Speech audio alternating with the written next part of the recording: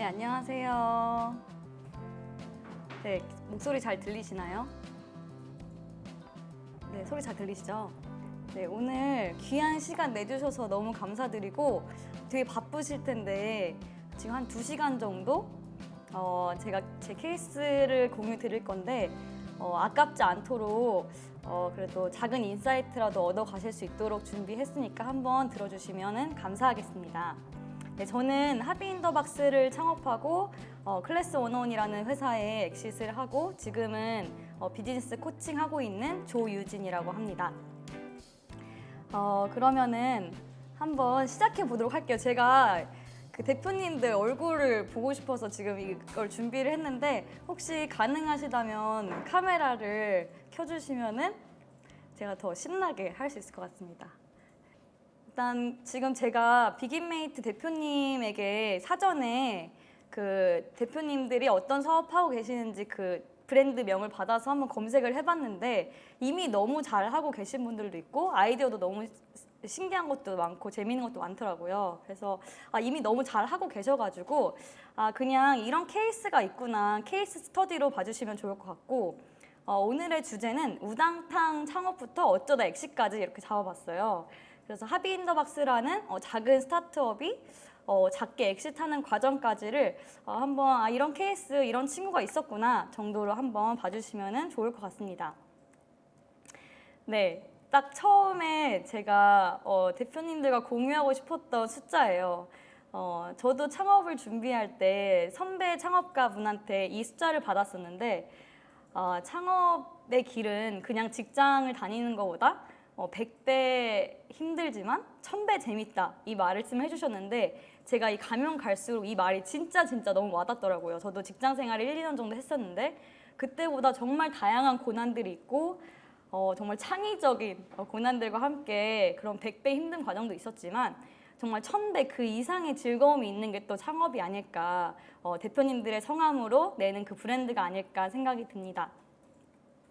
그래서 오늘의 순서는 지금 2부 정도로 진행을 할 건데 처음에는 저의 창업 스토리, 어떻게 시작을 했고 또 자금 마련을 어떻게 했는지, 그리고 또 인수되는 과정과 그 안에 들어가서 또 확실하게 또 성장시켰던 그 경험들을 공유 드릴 거고, 또 클래스 101이라는 정말 폭발적으로 성장하는 뭔가 진짜 스타트업한테 배운 점, 그 안에 제가 느꼈던 것들, 그리고 제가 요새 창업팀들을 만나면서 또 창업 팀 코칭을 해주면서 좀 실제로 프레임워크들 되게 많이 아실 텐데 실제로 좀 도움이 되었던 도구 몇 가지 소개해드리면서 마무리하려고 합니다. 그 마지막에는 질의응답 시간이 있으니까 궁금한 점 있으면 미리미리 적어주시면 제가 보고 준비하도록 하겠습니다.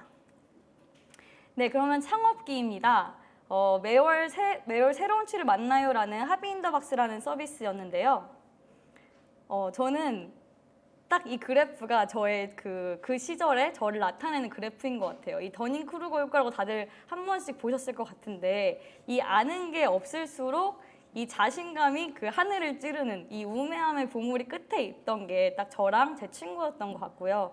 점점 알아갈수록 내가 정말 아무것도 몰랐구나 라는 거를 깨닫게 되고 이제 점점점 더 알아가는 건데 저랑 제 친구랑 잘 다니고 있던 나름 대기업을 퇴사를 하고 우리 이런 꿈이 있었지 않냐, 우리 그래도 우주에 다들 먼지지만 약간 좀 큰 왕먼지가 돼보자 이런 꿈을 가지고 창업 동아리 하듯이 시작했던 게 하비인더박스였습니다. 저는 어쩌면 대표님들이랑 좀 다르게 좀 거창하지 않게 시작을 했어요. 그냥 딱 나한테 필요한 서비스. 그냥 그 학창 시절에 되게 공부를 또 되게 나름 열심히 했거든요. 그래서 학창 시절에 공부하고 나름 제 기준은 좋은 대학을 들어가고 그 대학 안에서 또 학점 엄청 따면서 다니고 하다 보니까 이제 내가 어떤 거를 좋아하는지를 모르겠는 거야. 공부만 하다 보니까 내가 경험해 본 게 너무 없고 도대체 내가 어떤 걸 잘하고 어떤 걸 좋아하지? 그리고 그 당시에 버킷리스트가 되게 유행이었어요. 그때 막 버킷리스트 100가지 써놓고 하나씩 지어가는 게 유행이던 시절이었는데 내가 그 버킷리스트를 함께 이뤄가주는 거를 한번 해봐야겠다. 그리고 또 그 당시에 어떤 제 친구의 카톡 프사에 요 영어 문장이 있었어요. 너가 가장 최근에 처음으로 해본 일이 뭐야? 라는 질문이 있었는데 그 당시에 이제 교직원을 하고 있던 저는 매일 아침에 그냥 학교 가서 일을 하고 퇴근하고 집에 와서 핸드폰 좀 하다가 자고 이런 거를 반복하다 보니까 요새 내가 처음으로 해본 게 너무 없는 거예요. 그래서 이거에 자극을 받아서 아 이게 우리의 비전이다 라는 거를 잡고 이제 나와 그러면 우리랑 비슷한 사람들이 있나?를 찾아봤어요. 그리고 그 당시에 친구들이 이제 이력서를 한참 쓰던 시절이었거든요. 근데 그 당시에는 그래도 지금은 좀 취미 시장이 많이 올라오고 조금 이제 취미라는 게 좀 더 보편화된 것 같은데 그 당시에는 이력서의 취미를 사람들이 검색해서 쓰는 거예요. 합격하는 취미가 뭘까요? 이력서 취미 추천해 주세요. 취미 어떤 거 쓰면 합격이 높아지나요? 이런 거를 이렇게 검색을 하는 거예요. 그래서 나랑 비슷한 사람 딱 1000명만 찾아보자. 그래서 1000명한테만 제공하는 서비스를 해보자. 세상 재밌는 경험들을 학생들, 뭐 우리 불쌍한 취준생들, 직장인들한테 하나씩 소개해줘야겠다. 이렇게 해서 시작을 했습니다. 그러니까 1000명을 잡은 거는 저랑 제 친구 2명이서였으니까 한 그때 39,000원으로 서비스를 잡았었는데 4천만 원, 월 1000명이면은 4천만 원이고 뭐 원가 좀 빼고 하면은 우리 둘이 1000만 원씩 가져갈 수 있겠다 이런 생각으로 시작을 했어요. 그리고 초기 아이디어는 사실 하비인더박스가 아니고 청춘만행이라는 그래서 좀 멋있는 이런 서비스였는데 청춘 만원의 행복이라는 거였는데 우리가 놀거리를 찾을 때 뭐 데이트를 하거나 친구랑 놀 때 뭐 영화관 가고 뭐 당구장 가고 그런 거밖에 안 보이는 거예요. 그래서 내 주변 놀거리를 영화표 예매하듯이 하는 서비스가 있으면 어떨까? 지금 내가 뭐 플라잉 요가 한 번, 지금 뭐 클라이밍 한 번, 뭐 이런 거 한 번 정도 즐길 수 있는 영화 티켓 같이 하는 게 있으면 어떨까라고 했는데 저랑 제 친구 둘 다 개발자가 아니었고 너무 뭔가 GPS 기반의 뭐랑 그런 걸 너무 어마어마해 보이는 거예요. 그래서 그냥 일단은 우리 둘이 할 수 있는 모델로 찾자 해서 엄청 깎고 낮춘 게 이제 하비 인더박스라는 건데 이거는 우리가 최대한 이 박스 안에 다양한 경험을 담아서 보내주면 되겠다 이런 서비스였어요. 기본적으로는 이렇게 어떤 박스 안에 예를 들어 가죽공예다 이러면은 가죽공예를 바로 즐길 수 있는 키트가 있는 거예요. 그래서 이 안에 설명서도 있고 QR코드로 영상도 볼 수 있고 바로 즐길 수 있는 모든 도구를 최대한 담아서 이제 그 테마에 맞는 박스를 보내주는 거였는데요. 각 뭐 전문가들과 콜라보를 하기도 하고 저희가 연구해서 뭐 해외에 취미를 가져오기도 하고 네 그랬었습니다. BM은 딱 취미 박스 정기 구독이었어요. 그래서 사람들이 원하는 기간을 선택해요. 뭐 1개월, 3개월, 6개월 이렇게 원하는 기간을 선택한 다음에 선택을 하고 나면은 그 달에 랜덤 박스가 도착하는 거예요. 내가 어떤 취미 오는지도 몰라요. 그냥 내가 이달에는 이런 새로운 게 왔구나 하는 좀 재미있는 그런 서비스였습니다. 그래서 여기 보시면은 뭐 드립 커피 즐기기, 아니 레고, 아트토이 컬러링, 뭐 피놀 카메라 만들기, 위빙, 뭐 그 계절에 맞는 아니면 그 트렌드에 맞는 뭐 조격하기, 네온 사인 만들기 이런 것들이 있었고요. 저도 처음 시작은 크라우드 펀딩이었어요. 제가 엄청 시행착오를 많이 겪고 또 실수도 되게 많이 하고 잘 못한 것들이 많은데 그래도 그 와중에 조금 잘했다고 생각했던 거는 이 크라우드 펀딩 텀블벅이었던 것 같아요. 그 처음 시작을 이제 크라우드 펀딩으로 해서 이미 이제 시작하신 분들도 있고 뭔가 신제품을 내실 때 크라우드 펀딩을 찾으시는 분들이 있을 것 같은데 이거가 되게 좋았던 점은 일단 지인들 찬스를 많이 사용할 수 있었어요. 그래서 지인들한테 내가 대대적으로 나 이런 사업 할 거야 하면서 막 링크 뿌리면서 이런 것 좀 홍보 좀 해줘. 이런 거 필요한 사람 있으면 알려줘 하면서 지인 찬스를 약간 끌어모을 수 있었던 시기였고 또 이런 걸 하다 보니까 자체 바이럴이 되게 많이 됐어요. 그래서 스타트업 씬에 계신 뭐 기자님들이 이제 새로운 서비스를 찾아 나설 때 뭐 인터뷰도 많이 들어오고 그래서 뭐 거의 돈을 들이지 않고 인터뷰나 기사 송출이 꽤 있었던 것 같아요. 그리고 마지막으로는 고객 확보였는데 여기 보시면은 352명의 후원자가 있었잖아요. 이 352명의 후원자가 사실 내가 홈페이지를 열었을 때 이 초기 고객을 확보하는 게 되게 어렵잖아요. 근데 저는 이 고객들을 진심으로 우리를 태어나게 해준 사람들이라고 해서 이제 맘 회원으로 등급을 매기고 여러분들이 있어서 우리가 태어났다. 당신은 엄마 회원이다 해서 우리 서비스가 존재하는 한 너는 평생 무적 10% 할인을 추가로 해줄 것이다. 이런 걸 걸었어요.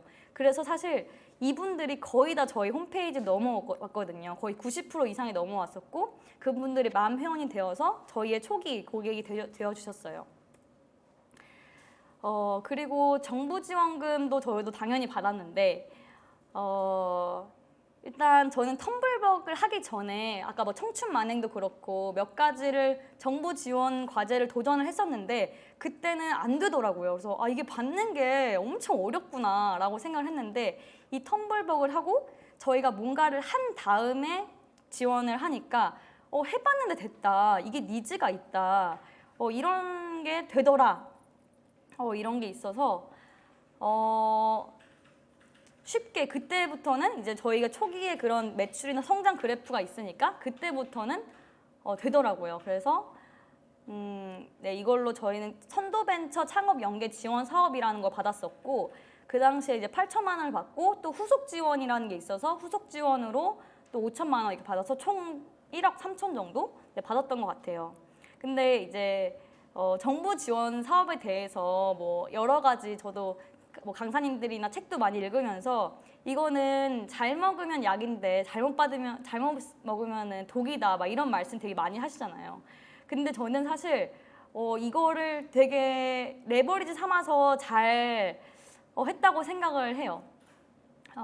그래서 저는 사실 다시 돌아간다고 해도 이 정부 지원에 도전을 할 것 같고 조금 더 주의해야 될 상황은 계속 정부 지원을 받으려는 것보다 결국의 목표는 우리가 홀로서기여서 우리가 매출을 스스로 내야 되는데 그거를 빨리 하기 위해서 레버리지 삼는다 정도로 하면은 되게 좋으실 것 같아요. 그래서 저는 이걸 마케팅비, 뭐 인건비, 그다음 멘토링, 뭐 시제품, 패키징, 전시, 장비 이렇게 사용을 했는데 저는 그때 선도벤처 연계 지원 사업이라는 게 선배 기업이랑 후배 기업을 연결시켜 주는 거였거든요. 근데 저는 그때에 그 선배 기업이 되게 도움이 많이 됐어요. 그래서 저는 이제 뭔가 저의 인맥이 많이 없었으니까 그런 뭐 힘든 일 있을 때나 아니면 엄청 굵직굵직한 의사 결정을 할 때 선배 기업한테 막 쪼르르 달려가서 이런 거 왔어요. 어떻게 해야 되죠? 라고 물어봤던 기억이 납니다. 그래서 저는 사실 정부 지원금을 되게 정말 감사하게 사용을 해서 약으로 잘 먹으면 좋다. 네, 이렇게 말씀드리고 싶고요. 말씀드렸듯이 정말 주먹구구로 시작했어요. 타겟은 나랑 내 친구, 20대 여성, 그리고 뭐 바빠서 많은 걸 못 해본 사람들, 그래서 우리가 해보고 싶었던 재밌는 거가 저희 서비스였고 매월 한 가지씩이니까 2년이면 24가지잖아요. 그러면 우리가 24가지만 일단 리스트업을 해놓고 그거 미친 듯이 해보고 안 되면 접자. 확실하게 실패로 명명하고 안 되면은 우리 다시 취업하자. 막 이런 마음으로 했던 것 같아요.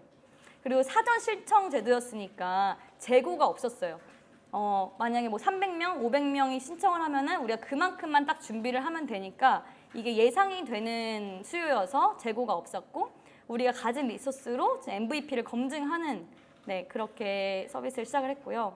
뭐 다들 대표님들도 마찬가지시겠지만 뭐 로고나 사진, 영상, 홈페이지 마케팅, 뭐 지인 밥 사주면서 밤새 포장하고 하면서 시작을 했고요. 근데 그 와중에도 정말 창의적인 고난들이 있더라고요. 제가 꼭 이런 자리가 있으면은 항상 말씀드리는 사례인데 저는 상표권 소송이라는 거에 엄청 크게 휘말렸어요.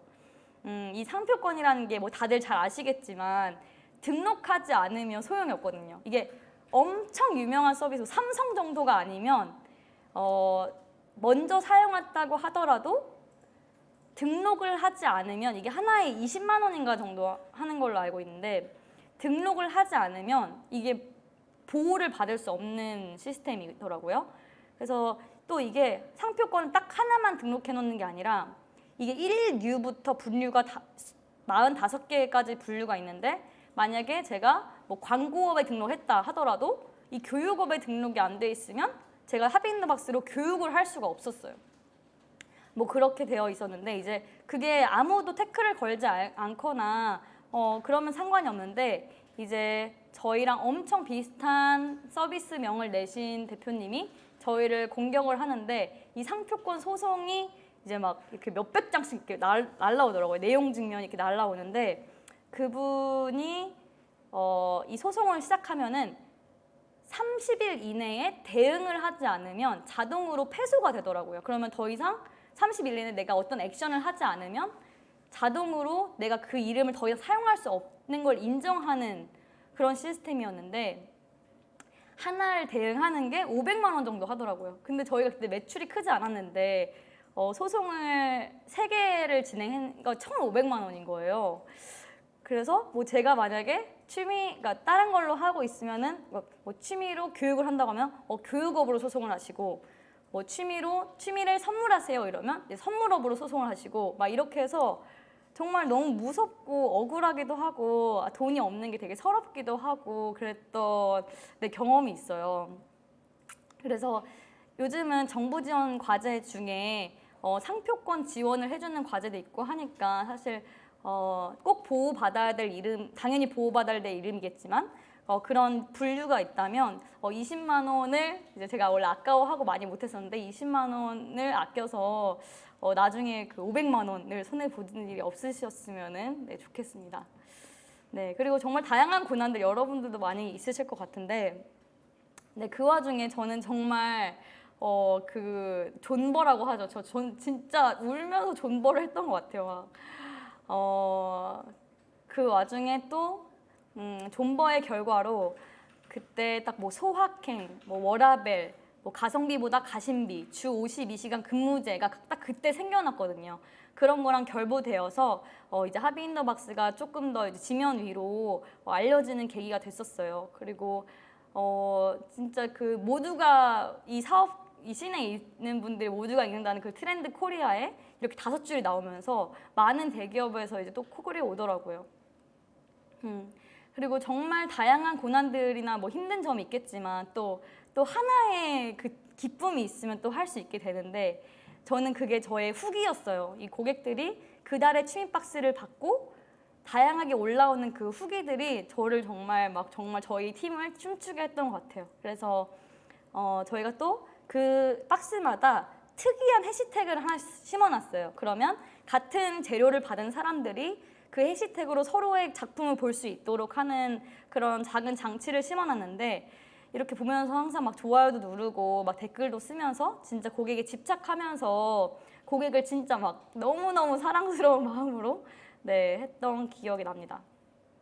네, 그래서 뭐 강남 올리브 본점이나 뭐 큰 기업이랑 콜라보를 하기도 하고 또 이제 롯데백화점에 입점을 하기도 했는데 이제 제가 진짜 좋아하는 멘토님이 계세요. 막 지금은 막 TV도 나오고 그러시는데 그분이 항상 저한테 제가 어떤 결정을 할 때마다 약간 일침을 날리셨는데 저한테 조 대표 뭐 기회인지 욕심인지 똥파리인지 구분해? 막 이렇게 말씀하셨어요. 근데 저는 그게 되게 좀 상처가 되기도 했는데 그 말이 되게 곱씹을수록 저를 되게 정신 차리게 했던 것 같아요. 저는 이 롯데백화점에 입점했던 이 하비그라운드라는 이제 오프라인에서도 사람들을 만날 수 있겠다. 이제 내가 온라인으로 댓글로만 사람들 반응을 보는 게 아니라 이 생생한 표정들과 이런 걸 볼 수 있겠다 해서 입점 제안이 왔을 때 또 선뜻 들어갔는데 사실 이 백화점이라는 거에 제가 많이 이해를 못했던 것 같아요. 아침 10시에 무조건 열어야 되고 밤 8시에 무조건 닫아야 되고 그래서 인건비가 불필요하게 되게 많이 들어가기도 하고 사람들이 퇴근하고 와야 되는데 엄마랑 같이 뭐 애기랑 같이 와야 되는데 그 시간에는 백화점은 열지 않고 이러다 보니까 매출을 이렇게 크게 내기가 되게 어려운 상황이고 또 롯데백화점이 엄청 또 뭐 프리미엄 이런 거잖아요. 그러다 보니까 가구를 뭐 절대 불에 타면 안 되는 소재, 뭐 정말 뭐 극단적으로 이렇게 좀 떼서 불을 태워본다고 하더라고요. 그만큼 그 가구도 그냥 저희가 밖에서 가게를 내는 것보다 몇 배, 정말 한 3배 이상의 이 작은 10평짜리에 많은 초기 비용이 되게 많이 들었습니다. 그래서 이때부터 저의 이 나쁜 욕심 때문에 빚이라는 게 시작이 됐어요. 그래서 20대 후반에 여자애한테 이 엄청 커다란 몇 억이라는 빚이 생기면서 너무 무섭고 내가 우리 팀을 지금 뭐 7명밖에 안 되긴 하지만 우리 팀을 그 당시에 이끌어갈 수 있을까? 우리 팀이 만약에 와야 되면은 내가 이 빚을 안고 어떻게 살아가야 되지? 막 이런 엄청난 압박과 진짜 구렁텅이 안에 있었던 것 같아요. 물론 제가 엄청 초기 시절이기도 하지만 엄청 자연스럽게 흘러갔어요. 그래서 클래스 101이랑 같이 뭐 정말 그 당시에는 이제 한 3, 40명 정도 되는 사이즈였는데 지금은 400명이지만 그 당시 초기에 서로 같이 손을 잡아서 제가 그 인수가 되었습니다. 그래서 M&A와 투자나 마찬가지로 이게 딱 탐나거나 이 회사 투자하면 내가 지금 1,000만 원 넣으면 내년에 2억 벌겠는데? 이거 너무 잘 될 것 같은데? 이거 무조건 잘 되겠는데? 뭐 탐나거나 아니면 마음이 움직이거나 이 둘 중에 하나인 것 같아요. 그래서 뭐 여기에 되게 많은 이유들이 있잖아요. 중소벤처기업 M&A 추진 이유. 뭐 시장 지배력하고 뭐 규모를 확 올리거나 아니면 시간을 단축하고 기업 가치 증대하고 시너지를 창출하고 이런 다양한 이유들이 있는데 이제 클래스 101이 왜 우리 회사 합의인더박스를 인수를 했을까를 생각했을 때 이제 돈으로 빠르게 구매를 하는 거죠. 시간, 노하우, 기술, 사람. 그들도 아직 완전 이게 성장한 초반이었고 저에게는 합의인더박스를 하면서 크리에이터랑 작가 풀들이 있었어요. 그래서 100여 명 정도 있었고 컨텐츠나 소싱이나 패키징 하는 노하우들이 좀 있었고 그리고 그 당시에 뭐 지금도 마찬가지지만 준비물까지 챙겨주는 온라인 클래스라는 그 워딩을 클래스 101이 쓰고 있었는데 내가 그 준비물 부분을 좀 서포트를 해주고 도움을 줄 수 있겠구나라는 생각을 했습니다. 사실 그 당시에는 제가 그 크라운 대표님한테 너무너무 고마워서 내가 가서 뭐든지 해줘야겠다. 이 내 빚을 해결해주고 나를 믿어준 진짜 이 구렁텅이에 있는 날 믿어준 대표님한테 가서 내가 진짜 잘해줘야겠다. 막 이런 생각을 했었던 것 같아요.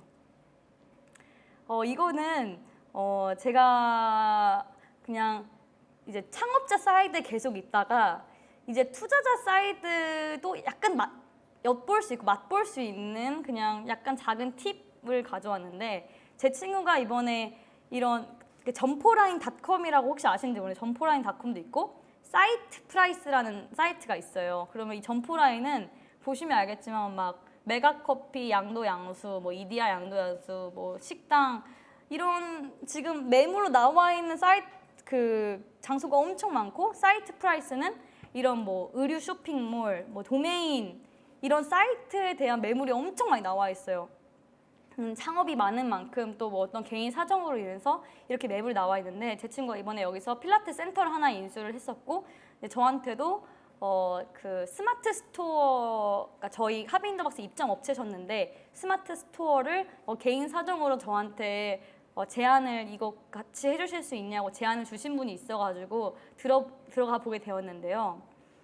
보시면 이제 투자자가 나한테 왜 이런 질문을 했는지를 알겠더라고요. 그래서 우리가 막 그 사업 계획서 쓸 때 이런 거 막 되게 형식적으로 저도 되게 많이 썼던 것 같은데 형식적으로 쓰기도 하고 가끔은 막 너무 모르게 써서 막 소설처럼 쓰기도 했었는데 제가 이 작은 그 스마트 스토어 하나 인수를 고려를 하면서 이 똑같은 질문들을 제가 그 친구한테 하고 있는 거를 보고 이게 되게 필요한 질문들이었구나를 알게 됐어요. 그래서 그분은 이제 중국에서 수입해서 싸게 도매로 판매를 하시는 분이었는데 이제 뭐 성과 데이터, 매출원, 수익성, 뭐 매출 얼마나 나와요? 3개월 그러면 얼마 보셨어요? 그럼 그 중에서 원가가 얼마 되고 인건비 얼마 돼서 얼마 남아요? 저 얼마 벌 수 있어요? 순이익은 어떻게 돼요? 이런 질문을 제가 그 친구한테 하고 있었고 그러면 혹시 뭐 비슷한 업체가 지금 있어요? 그 수입원은 그 중국 그분은 저희한테만 주나요? 아니면 다른 고객한테 주나요? 우리나라에 다른 사람 주나요? 뭐 이런 것도 있었고 주로 어떤 사람들이 오고 그 사람들이 한 번 들어온 다음에 재구매를 하나요? 얼마나 충성도가 있어요? 지금 제가 마케팅 안 하고 가만히 있었을 때 그때 매출은 어떻게 될까요? 막 이런 질문도 하고 그러면은 대표님이 지금 하셨던 것보다 더 잘 될 가능성도 있나요? 제가 뭘 좀 더 하면은 도와드리거나 제가 뭘 하면은 이게 더 클 가능성도 있나요? 그리고 잠재 리스크 같은 경우는 만약에 그 중국인 분이 연락이 안 되시면 어떡해요? 제가 찾아갈 수 있나요? 주소가 있나요? 막 이런 질문도 하게 되고 그리고 자동화가 얼마나 되어 있는지 하루에 몇 시간 리소스를 투입해야 되는지 아니면 이거 혹시 우리 엄마도 할 수 있나요? 막 이런 시스템이 얼마큼 되어 있나요? 네, 이런 질문도 하게 되고 그리고 저한테 뭐 오는 그 초기 그 창업 후배들 중에 이 친구가 이거 진짜 하고 싶어 하는구나. 그리고 얘 진짜 절박하고 얘 오래오래 이거 진짜 끈질기게 하겠구나 하는 뭐 절박함, 진정성.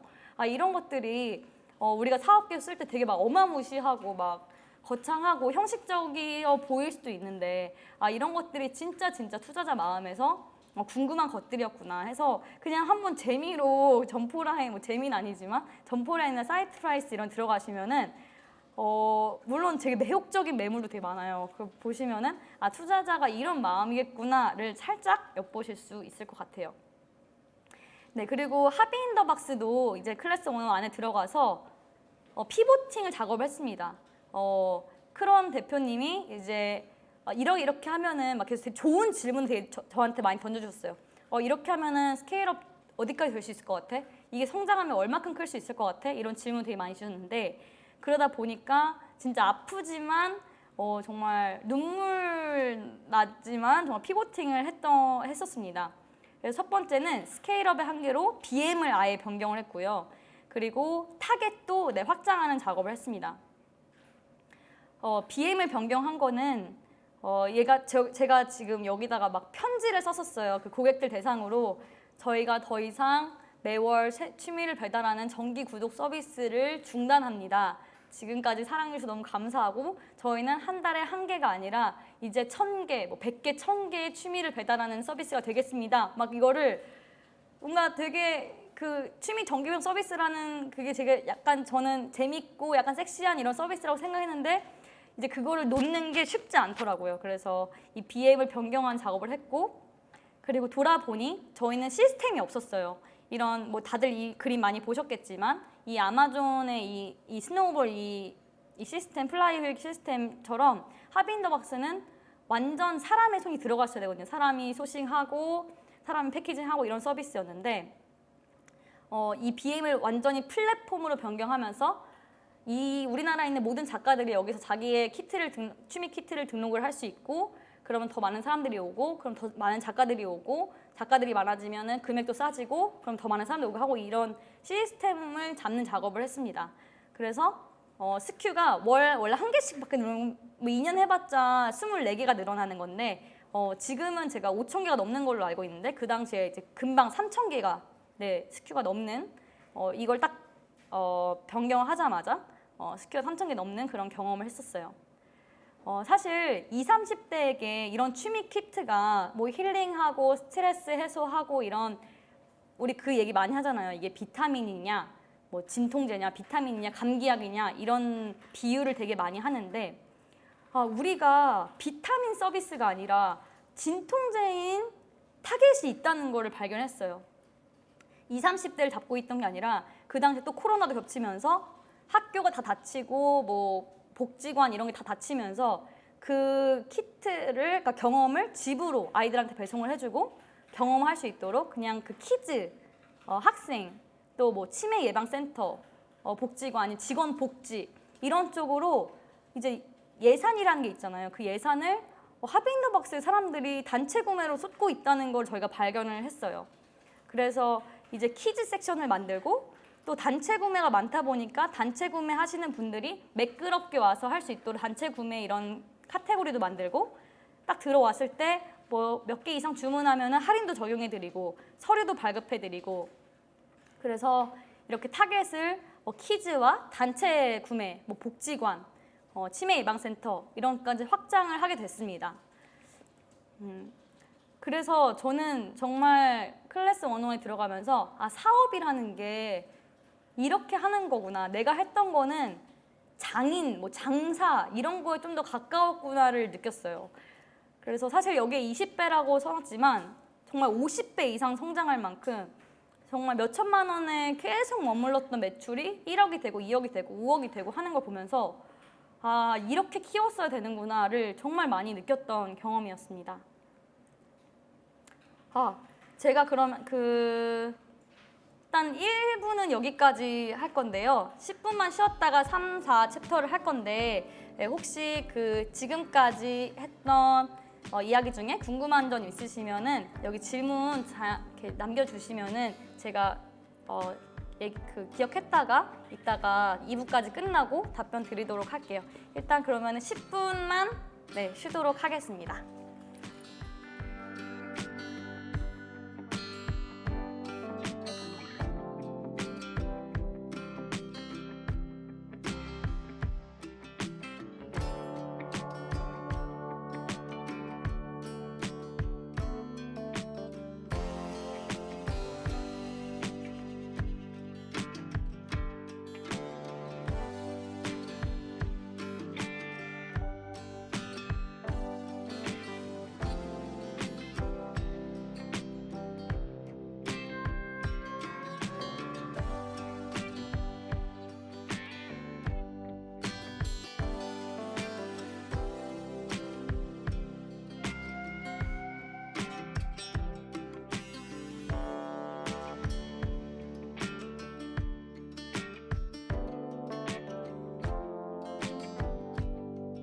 네, 그러면은 또 챕터 3를 시작해 보도록 하겠습니다.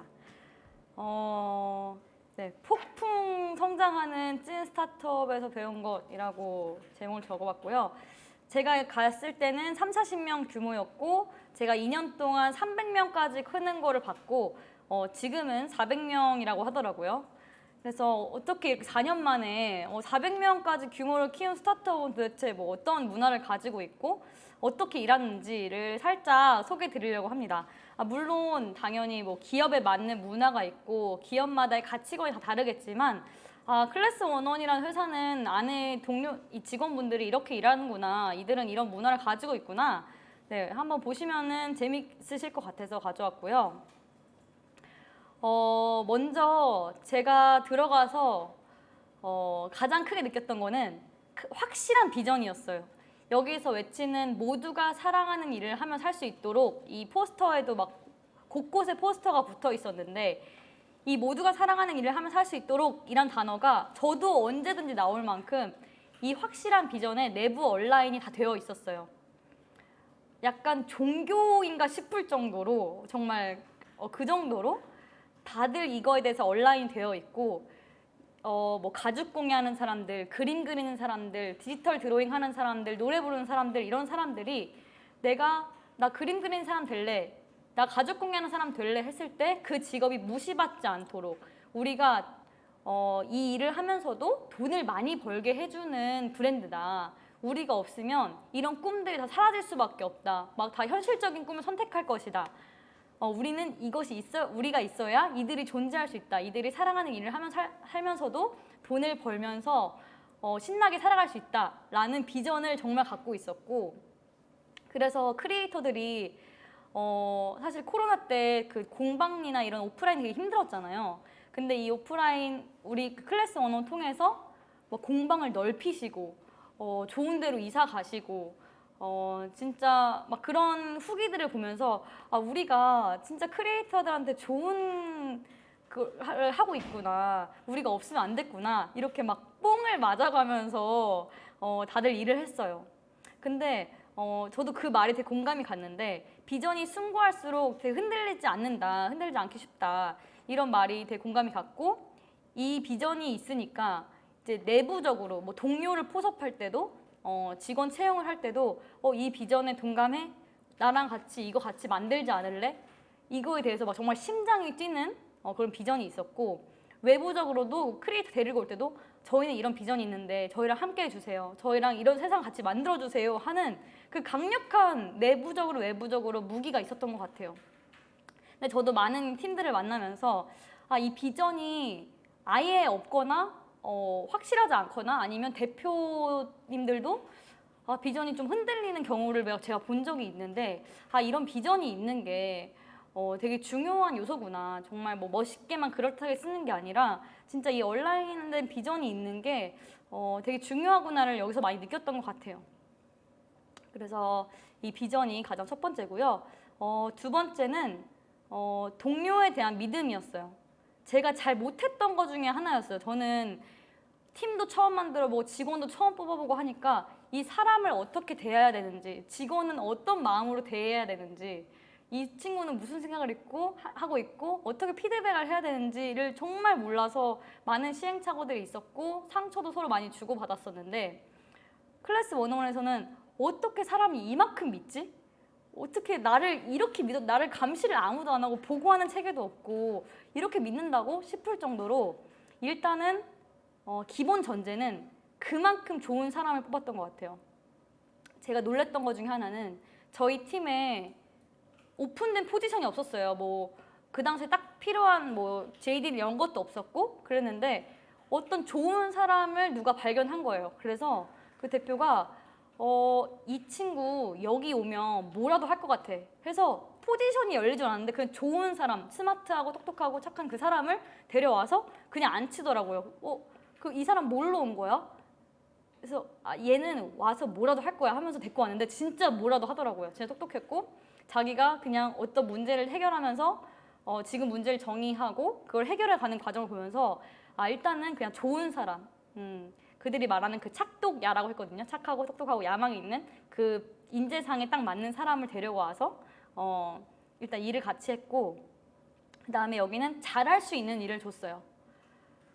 저도 이 부분을 되게 못했는데, 저는 디자이너 친구들이랑 일을 하면서 부족한 부분이 있으면 공부를 할 수 있도록 교육을 시켜줬고, 또 부족한 부분이 있으면 뭐 미술관을 가라, 정말 티켓도 주고 뭐 책도 사줘 가면서 했었는데, 여기는 입사를 하자마자 테니지먼트라는 걸 하더라고요. 근데 이게 탤런트 매니지먼트라는 그런 도구인데, 프로그램인데 강점 관리거든요.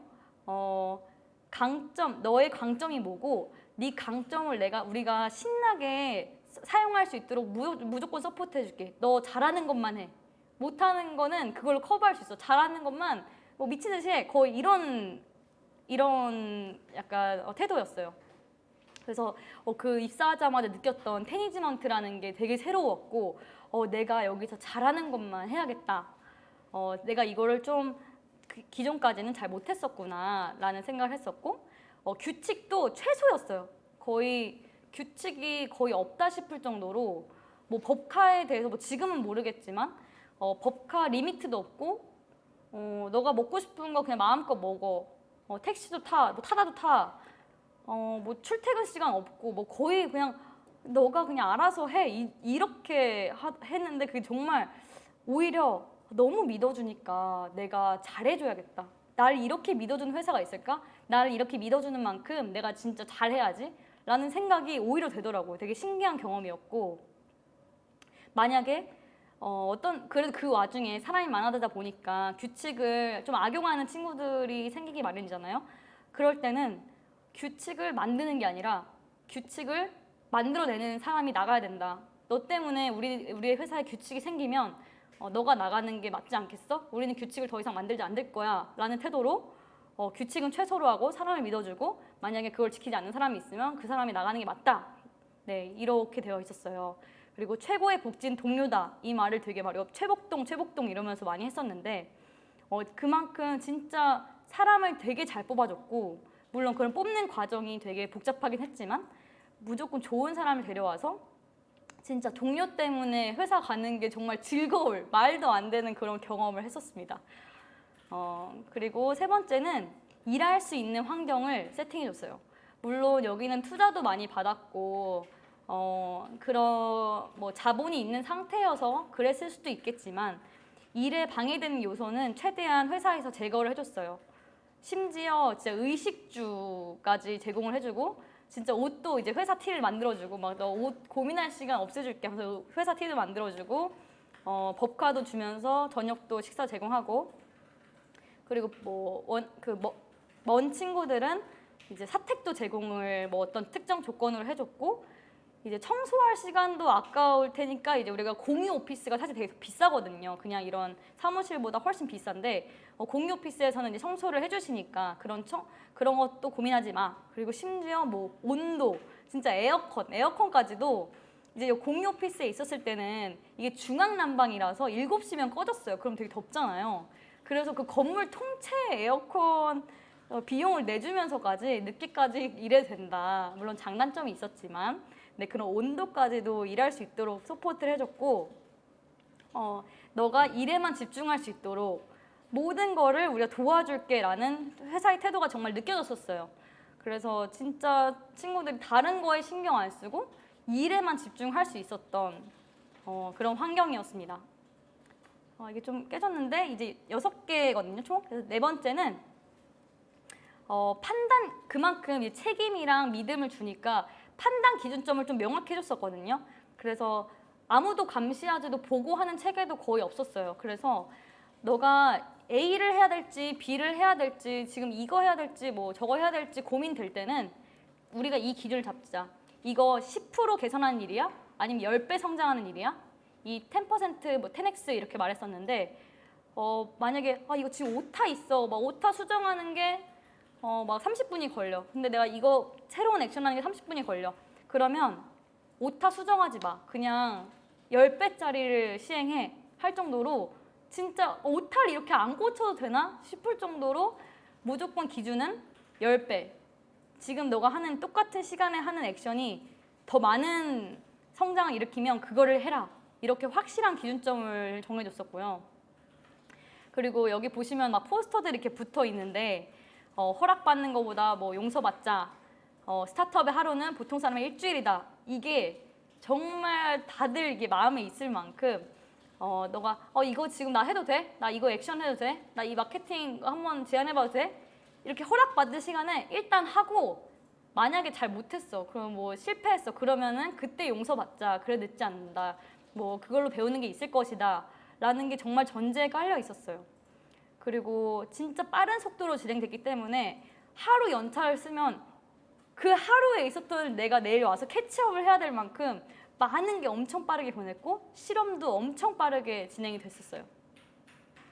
그리고 또 새로웠던 거는 모든 것을 숫자로 말한다 이거였어요. 정말 데이터 기반의 의사결정이라는 거는 이런 거구나를 느낄 만큼 클래스 101의 시작도 뭐 인터뷰 영상에서 많이 보셨을 수도 있겠지만 몇 가지 아이디어를 동업자들끼리 놓고 이거를 똑같이 랜딩 페이지 하나씩을 만들어서 페이스북에 10만 원씩 돌렸어요. 그러면 만약에 뭐 어떤 클래스 서비스 뭐 한국 상륙, 뭐 미국의 클래스 서비스 한국 상륙, 뭐 베이비시팅 서비스가 나타났어요. 뭐 이렇게 해서 또 거의 비슷한 조건으로 그리고 똑같은 금액으로 돌린 다음에 어떤 걸 사람들이 클릭을 많이 하는지 어떤 거에 반응을 많이 했는지를 보고 이 클래스 101이라는 아이템을 정했다고 하잖아요. 그것처럼 크고 작은 거 이렇게 큰 결정부터 버튼의 색깔까지도 A/B 테스트를 하는데 버튼이 노란색일 때, 버튼이 빨간색일 때 어떤 게 더 클릭을 많이 하는지를 보고 결정한다. 그러니까 정말 하루에 몇십 개의 크고 작은 실험이 돌아갈 만큼 우리 직관 믿지 말고 그냥 고객이 원하는 대로 고객이 좋아하는 걸 해주자라는 태도로 모든 걸 다 데이터로 얘기를 했어요. 만약에 나 이거 할 건데 그럼 그거 했을 때 몇 배 나올 것 같아? 뭐 로아스 뭐 CTR 얼마 나올 것 같아? 그러면은 예상하고 액션하고 이런 식으로 했거든요. 그래서 진짜 모든 의사소통이나 이런 결정 과정이 데이터였다. 데이터를 믿고 했다. 그래서 정말 막 모든 모니터에 다 그래프가 있던 기억이 납니다. 마지막으로 제가 되게 좋아했던 문화예요.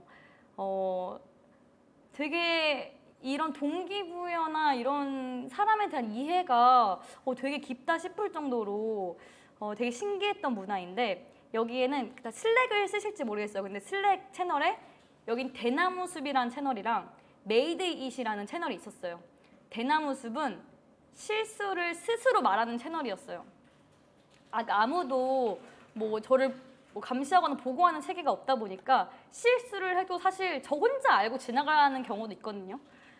그러면은 이 실수는 내가 물론 그런 어떤 KPT라는 그런 규칙이 있긴 했지만 내가 이런 실수를 했다고 모두에게 크게 말하는 거예요. 친구들 내가 혼자 이걸 해보겠다고 이 마케팅비를 돌렸는데 내가 실수를 해서 한 달치 마케팅비를 오늘 이틀 만에 다 써버렸어. 미안해, 내가 다시 벌어올게. 이 일이 다시 반복되지 않으려면 이런 뭐 더블 체킹 프로세스가 있어야 될 것 같아. 내가 그 계산해서 다시는 이 실수를 하지 않을게. 하면은 막 댓글로 그 당시에는 그 평화 문화였거든. 반말 문화였는데 그래서 막 괜찮아, 고생했어, 너가 제일 힘들었겠다 막 하면서 사람들이 막 격려해주고 그래도 멋있다, 그런 도전하는 건 정말 멋있어, 이런 식으로 실수를 되게 크게 말하는 채널이었고 저는 그게 되게 신기했는데 그 실수를 오히려 그 채널의 밑에 이제 부제목이 있었거든요. 대나무 숲 밑에 혹시 당신이 이 대나무 숲 채널에 한 번도 오지 않았다면 너는 혹시 아무 일도 하고 있지 않은 건지 되돌아봐라. 이곳에 오는 걸 장려하는 거죠. 아무 액션도 하지 않으면 실수도 없으니까, 큰 실수가 없으니까 그럴 만큼 실수를 굉장히 장려했던 그런 문화였습니다. 그리고 또 칭찬은 되게 크게 했어요. 그 메이드잇이라는 채널에는 동료가 잘한 일, 나 스스로 잘한 일, 우리 팀이 잘한 거를 엄청 크게 말하는 채널이었는데 뭐 예를 들어서 우리 뭐 피터가 이번에 막 50번이 넘는 미팅을 통해서 그 엄청 유명한 사람을 데리고 왔어. 막 맨날 찾아가서 했는데 진짜 우리 다 같이 축하해줘. 막 멋있다고 막 하면서 다들 막 칭찬해주고 그럼 다들 또 그 메이드잇에 가고 싶기도 하고 하면서 그런 뭔가 인간 본연의 그런 욕구, 정말 월급 이상의 그런 존중과 자기 중요감을 느끼게 했던 문화들이 있었어요. 저한테는 굉장히 새로웠고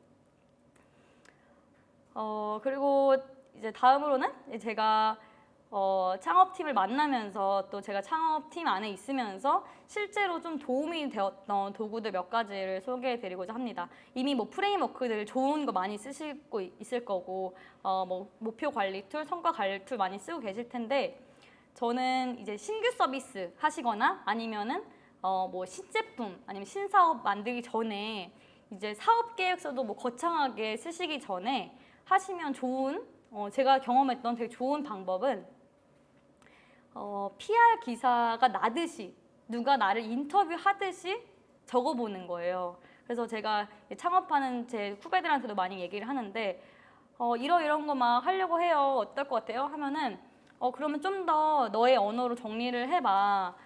만약에 누가 이 질문을 이렇게 하면 어떨 것 같아? 그래서 예를 들어 이거 제가 옛날에 썼던 건데 리얼 피트니스는 어떤 서비스인가요? 아무도 질문 안 왔지만 제가 스스로 말을 하는 거예요. 리얼 피트니스는 강제성을 통해서 운동 습관을 형성해주는 서비스입니다. 어떻게 운동 습관을 형성하나요? 저희는 동기부여 방식을 선택했습니다. 요새 이런 게 유행인데 저희도 이 돈을 통해서 10분 운동하면 1,000원을 돌려주는 걸로 사람들한테 긍정적 강화를 해줄 것입니다. 뭐 이런 식으로 한번 적어보는 거예요. 그러면 우리의 일단 내 언어로 정리를 할 수 있고 나 스스로 정리가 되고 사람들이 어떤 걸 궁금해할지 뭔가 허점도 어떤 게 있는지 뭐 들어올 수 있는 공격은 어떤 게 있는지가 이렇게 한 장, 뭐 한두 장 정도로 정리되는 그런 거를 경험하실 수 있습니다. 그래서 누가 인터뷰 해준 것처럼 이렇게 적어보는 것도 도움이 되더라 라는 게 있고 또 다음으로는 이 자본주의에서 정말 강력한 지표가 돈인 것 같아요. 그냥 막 친구한테 물어봤을 때 너 이런 서비스 나오면 사용할 수 있어? 나 진짜 사용할 것 같은데 너무 좋은데? 근데 막상 출시는 돈을 안 내는 거예요. 돈 내기까지는 좀 뭐 거의 이런 느낌인데 돈 낼 의향이 있는가? 그래서 뭐 이제 거창하게 막 서비스를 막 앱을 개발하고 막 홈페이지를 개발하기 전에 그냥 노션이나 뭐 우피나 아니면 그냥 아이메모 같은 간단한 걸로 랜딩 페이지를 한 장짜리 만들고 주변에 테스트를 해보는 거를 해보라고 하거든요. 그래서 이런 서비스 나온 것처럼 야 이런 서비스 나왔대. 이거 지금 100원 내면은 나중에 이거 뭐 쿠폰 준대. 그러니까 정말 100원이라 내는지 아니면 사전 알림 신청에 내 개인 정보를 넣을 수 있는지 뭐 핸드폰 번호 적으시면은 나중에 뭐 쿠폰을 드립니다. 출시했을 때 이런 혜택을 드립니다 했을 때 사람들이 진짜 내 뭐 개인 정보라든지 아니면은 돈을 정말 100원이라도 낼 의향이 있는지를 테스트하는 게 꽤 효과적인 수단인 것 같아요. 그리고 MVP는 뭐 다들 많이 아시겠지만 이제 요게 가장 대표적인 이미지잖아요. 어떤 거 내가 자동차를 만들려고 했을 때 그러면 바퀴부터 만들고 차체 만들고 이렇게 해서 하면 되는구나 이게 아니라 바퀴 달린 걸 사람들이 탈까? 그럼 뭐 정말 킥보드부터 만들고 그다음 자전거 만들고 오토바이 만들고 그다음에 자동차를 만드는 그러니까 이게 굉장히 뭐 심플해 보이기도 하고 또 당연한 얘기기도 한데 주변에서 이미 막 앱을 막 1년 동안 만드시는 분들을 꽤 봤던 것 같아요. 시간이 그리고 요새는 너무 트렌드가 빨리 변하고 사람 마음도 빨리 변하고 시장이 어떻게 변할지 모르고 고객의 마음이 어떻게 변할지 모르니까 빠르게 테스트하는 게 되게 중요한데 저도 직전 팀에서 정말 어마어마하게 만든 서비스를 출시를 1년 반 정도에 걸쳐서 했는데 고객이 안 오는 걸 보고 우리가 좀 더 그 전에 사전 테스트를 했으면 참 좋았겠다 이런 생각을 많이 했습니다. 그래서 뭐 많이 아시겠지만 토스 같은 경우에도 먼저는 사람들이 쉬운 금융을 사용할까? 사람들이 금융을 쉽게 했을 때 오히려 거부감이 있을까 아니면 잘 사용할까 했을 때 일단 그런 송금부터 하자 했을 때 사람들이 그걸 너무 좋아했고 열광했고 그래서 지금의 모습이 됐잖아요. 그런 것처럼 제가 아는 분도 이번에 출장 세차 서비스를 준비하시는데 하시는 그 뭔가 단계들이 처음에 모든 거에 다 예를 들어 뭐 트위터, 페이스북, 인스타그램 계정부터 쫙 만드시는 거예요. 근데 그 마케팅이 중요한 게 아니라 진짜 그 핵심 역량이 중요한 건데 그런 순서들 헷갈리실 때 MVP 방법을 사용하시면은 굉장히 좋을 것 같습니다. 이미 뭐 서비스를 만드신 분도 있겠지만 이제 신규 만약에 제품을 만드시거나 아니면 새로운 서비스를 또 새롭게 만드실 때 사용하시면 좋을 것 같고요. 그리고 저는 이거를 굉장히 추천드리는데 지금 뭔가 매출이 살짝 멈춰 계시거나 아니면 뭔가 새로운 뭔가 돌파구를 찾고 싶으시거나 아니면 요새 매출이 좀 감소하고 있다? 뭐 이런 느낌이 드실 때 유저 전이 맵이라고 이제 고객 여정 지도를 이거는 오프라인, 온라인 다 사용하실 수 있는 방법인데 그 고객의 지금 퍼널들을 하나하나 경험해 보는 거예요. 예를 들어서 내가 올리브영에 주얼리를 입점시켰다 하면은 그 옆에 가면서 사람들이 들어와서 어디를 보고 뭐 거울을 보는지 이걸 대보는지를 하나하나 기록하면서 왜 이걸 하고 내려놓지? 뭐 그런 하나하나의 터치 포인트들 그리고 만약에 온라인 서비스라고 하시면 홈페이지에 들어와서 회원 가입을 하고 다시 로그인을 하고 우리 거 들어가서 후기를 보고 그러니까 진짜 사람들이 어떻게 움직이는지를 하나하나 진짜 팀원들이랑 혹은 대표님 혼자서 이렇게 분석을 해보신 다음에 여기라면 나도 좀 짜증이 나겠네. 여기라면 좀 인내심의 한계가 오겠네. 여기를 좀 더 이런 워딩으로 바꾸면 어떨까? 이런 식으로 쪼개서 보는 건데 저는 이거의 효과를 되게 많이 봤던 것 같아요. 그래서 딱 뭐 그 퍼널을 빠르게 줄일 수도 있고 아니면 여기를 유도하도록 더 쉽게 갈 수 있도록 장치를 마련하실 수도 있고 저는 클래스 101의 그 젬마라는 크리에이터 분이 이 유저 전임앱을 되게 잘 강의하시는 분이 있었는데 그걸 보고 되게 도움 많이 받았습니다. 그리고 마지막으로는 스프린트에서 심층 인터뷰를 하는 방식이 있는데 이거는 뭐 구글에서 많이 하는 방식이고 저는 특히 이 마지막 심층 인터뷰 부분에서 도움을 되게 많이 받았어요. 제가 직전 서비스 리얼 피트니스라는 걸 할 때 일단은 앱을 만들기 전에 엄청 간단한 피그마라는 툴을 가지고 앱 모습만 만들어 놓고 이제 한쪽 방에는 그 인터뷰하는 사람과 저가 있었고 B룸에는 이제 그 모습을 보는 저희 팀원들이 있었어요. 그래서 예를 들어 이렇게 하는 거예요. 이분이 딱 이 핸드폰을 놓고 어떻게 스크롤을 하는지 그리고 방금 이렇게 계속 옆에 질문을 해주셔야 돼요. 방금 뭐 보셨어요? 방금 이거 왜 클릭하셨어요? 이거 버튼이 아닌데 왜 누르셨어요? 뭔가 누를 것처럼 생기셨나요? 막 이런 질문을 하면서 그 사람이 어떻게 눈동자가 굴러가고 그 어떤 지금 생각을 있는지를 옆에 되게 심층적으로 관찰을 하는 건데 이게 옆에서 보지 않으면 진짜 파악하기가 어렵거든요. 그래서 그때 리얼 피트니스에서도 새로운 걸 그 AI 비슷하게 리피 코치라고 해서 사람이 어떤 운동을 했을 때 약간 옆에서 코치가 반응을 해주는 거예요.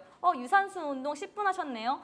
이제 근력 운동을 해볼까요? 라는 거를 되게 귀여운 캐릭터를 가지고 직접 코치가 말을 해주는 것처럼 하는 거를 기획을 했는데 이걸 지켜보니까 사람들이 코치를 아무도 기억을 못하는 거예요. 다 끝나고 난 후에 그래서 코치님이 몇 번 나오셨어요? 코치가 있었어요? 라고 해서 엄청 충격을 받았는데 이렇게 우리가 의도하고 우리가 엄청 재밌다고 했던 거가 다르게 고객분들은 그거를 알지도 못하고 인지도 못하는 걸 보면서 그때 또 이렇게 갈아엎었던 기억이 있는데 그러면서 보고 팀원들이랑 이제 아예 만들기 전에 그 프로토타입으로 테스트를 하면서 했던 게 굉장히 도움이 많이 됐습니다. 스프린트 책도 있고 영상도 있고 하니까 이 방법은 그런 거 참고하시면서 보시면 좋을 것 같고요. 네, 생각보다 일찍 끝날 것 같은데 그 마지막으로는 이제 저는 대표님들이랑 그러니까 대표님들이 정말 많은 어려움들이 있고 또 잘하시는 분들도 있고 하실 텐데 이제 아픔을 좀 이렇게 교환할 때 좀 위로가 저는 많이 되더라고요. 그게 너도 이렇게 힘들구나. 나도 이렇게 힘든데 그리고 직원에 대한 얘기하고 이렇게 할 때 이렇게 하는 게 좋아. 이렇게 할 때 되게 도움이 많이 되는데 저는 힘든 일이 있을 때 제가 도움이 많이 됐던 거는 멘토나 창업 선배들 또 대표 친구 또 비기메이트 대표님 같이 이렇게 친구들을 만나는 게 도움이 되게 많이 됐어요. 그래서 내가 이만한 문제를 가져갔을 때 오히려 그 멘토님이 야 이거 그 정도 아니야. 그 정도 힘든 거 아니야 했을 때 아니 나 이렇게 힘든데 이게 그 정도 아니라고 너가 뭘 알아 이런 마음도 있지만 이거 그 정도 아니구나. 내가 너무 심각하게 생각했구나. 이렇게 하면서 또 빠져나오기도 하고 좀 객관적으로 보기도 하고 또 고난 에피소드 뵙들 하면서 위로를 받기도 하고 또 용기를 얻기도 했던 것 같아요. 그리고 이거는 이제 저의 뭔가 작은 고난을 이길 수 있는 방법 또 하나를 공유를 드리면 저도 아직 쪼렙이고 아직 한참 성장하는 중이지만 그 화려한 좋은 얘기만 하는 광고보다 희노애락이 있는 드라마가 더 오래 기억된다고 하잖아요. 그리고 금수저보다는 그 고난을 이겨낸 사람들의 스토리가 더 열광을 받고 하는 것처럼 지금의 뭔가 힘든 일이 있을 때 그 고난을 잘 기억해 놓고 내가 책 한 권을 쓰고 있구나. 그럼 지금 어떤 단계고 희노애락, 기승전결 이렇게 해서 이번 챕터 좀 진하네 이런 식으로 저도 일부러 그런 고난들을 많이 기록해 놨던 것 같아요. 그렇게 했을 때 좀 미래에서 지금 바라보고 그래서 좀 이겨냈던 기억이 있습니다. 그래서 이 자리도 그렇고 이런 커뮤니티 통해서 그런 서로 긍정적인 자극들을 많이 주고받았으면 좋겠습니다. 네, 진심으로 응원 드리고 오늘 강의는 여기까지 하도록 하겠습니다. 감사합니다. BM 변경했다는 부분에서 그 편지 부분 그래서 어떻게 좀 더 구체적으로 변경하셨는지 일단은 저희는 이제 주문이 들어오는 걸 관찰을 되게 많이 했는데요. 갑자기 예를 들어 고양시라고 하면은 고양시에서 주문이 막 들어오는 거예요. 아니면 이름이 약간 맘카페 같은 거라던가 아니면 무슨 센터 이런 거에서 주문이 많이 들어온다거나 아니면은 갑자기 원래 한 개씩 저희는 B2C 서비스니까 한 개씩 들어오다가 10개, 20개, 50개, 100개 이렇게 주문 단위가 그렇게 되는 거를 보고 그리고 CS 저희가 채널톡을 사용했었는데 그 채널톡으로 혹시 아이가 할 수 있는 것도 있나요? 여기서 제일 쉬운 거 뭐예요? 10개 사면 할인 되나요? 이런 질문을 되게 많이 보면서 이제 그거를 시스템으로 세팅했던 것 같아요. 요새 이런 질문을 많이 들어오고 이거 하는데 좀 시간을 쓰고 있는데 이거를 아예 우리 홈페이지 안에 박아버리면 어때? 아예 카테고리 중에 퀴즈를 만들고 카테고리 중에 단체 구매 하는 방법을 만들면 어때? 라는 의사결정이 있었고 그러면 퀴즈가 진짜 많은지 한번 여기 메인에 박아보자. 그래서 했을 때 그쪽에 클릭률이 많이 나왔고 실제적으로 구매가 많이 일어났고 훨씬 더 많이 일어났고 단체 구매도 했을 때 그렇게 세팅해 놓으니까 그냥 그 시스템화를 완전 시켰거든요. 그렇게 했을 때 그냥 딱 그 포맷에 맞게끔 사람들이 몇 개 살 거고 뭐 연령대는 어떻고 이런 거 추천해 주세요 하는 그 시스템 만들어서 빠르게 하실 수 있도록 그 아예 홈페이지 안에 박았던 거거든요. 그래서 일단 테스트를 해보고 만약에 그게 우리 거에 좀 결이 안 맞는다 아니면은 생각보다 반응이 별로 없다 그러면 없애자 였는데 일단 했을 때 반응이 좋아서 아예 메인 페이지에 넣어놓게 했습니다. 지원 사업이 독이 된다고 하셨는데 어떤 면에 독이 네 이거는 그거 같아요.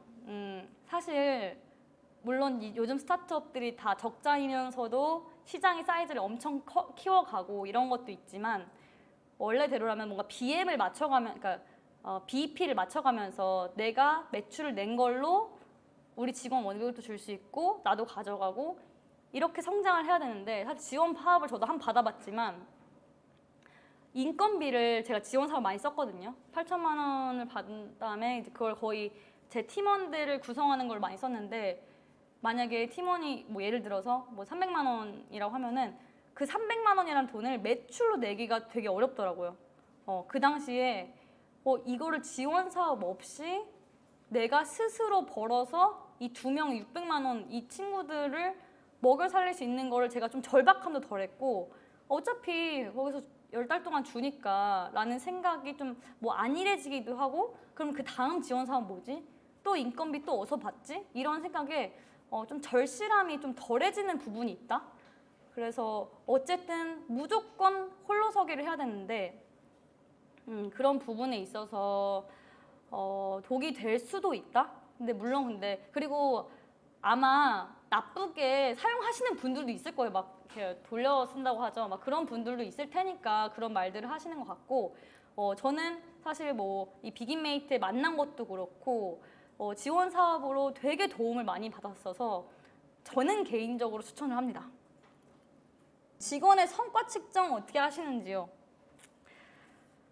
이게 참 어렵죠. 직원 성과 측정. 이게 사실 뭐 목표 관리 툴이 뭐 OKR도 있고 KPI도 있고 이렇게 많이들 하는데 그래도 제가 가장 효과를 봤던 거는 클래스 101에서 이제 제가 받았던 방식인데 한 장에다가 목표를 스스로 써오라고 하더라고요. 이번 달 뭐 2주치 목표 뭔지 이번에 해결하고 싶은 문제 뭔지를 탑다운이 아니라 이렇게 워터폴로 하는 게 아니라 저보고 적으라고 해서 이거 그냥 내 마음대로 적으면 되나? 이게 싶을 정도로 해서 막 적게 했었는데 사실 그게 되게 어렵죠. 그 기업이 뭐 정말 그 안전과 뭐 보수와 이런 거를 추구하는 진짜 그런 기업도 있고 뭐 투자사나 이런 경우에는 뭐 보험회사 막 이런 경우는 좀 다른 거고 또 이제 창의성을 하는 곳에는 클래스 101이 비슷할 텐데 그거에 맞는 툴을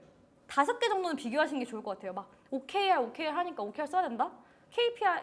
KPI 써야 된다? 이거보다 대표님께서 한 5가지를 내가 이미 알고 있어. 우리 회사에 제일 잘 어울리는 건 뭐지?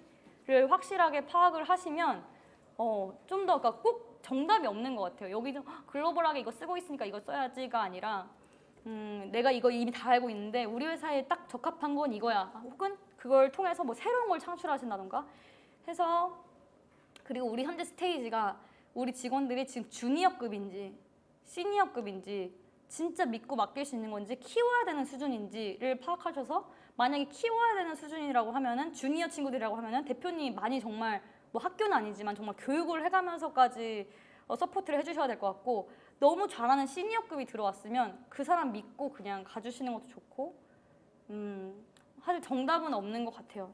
그래서 제일 그 기업의 대표님과 가치관에 잘 맞는 툴을 찾고 그리고 그 직원의 주니어인지 시니어인지 그런 레벨이나 스테이지에 따라서 그걸 선택하시는 게 가장 좋지 않을까 이렇게 생각이 듭니다. 네. 네, 랜딩 페이지는 저는 요즘 노션을 되게 많이 쓰잖아요. 이제 노션으로 우피를 통해서 그걸 약간 사이트화 시켜서 많이 쓰는데, 네, 당연히 뭔가 완전 지인 위주로 뿌리기는 쉽지 않고, 아니 거기에 엄청난 혜택이 있지 않으면 쉽지 않은 것 같고요. 그걸 만들어서 이런 서비스가 있는데 뭐 알림 신청이나 이메일을, 그러니까 뭐 구글 폼을 하나 입력해서 여기다가 구글 폼에다가 미리 알림 신청을 해놓으면 초반에 이런 혜택이 있을 겁니다. 몇 월 며칠에 50% 할인 쿠폰이 나갈 겁니다. 뭐 이런 식으로 액션을 하나 두시면 훨씬 트래킹하기가 쉬우실 것 같아요. 아니면 비틀리나 이런 걸로 그 클릭률을 파악하신다던가, 그래서 뭐 똑같은 페이지가 2개 있는데 이게 더 클릭이 많이 된다던가, 그런 걸 좀 데이터를 파악하시면 좋을 것 같고, 이 사이트.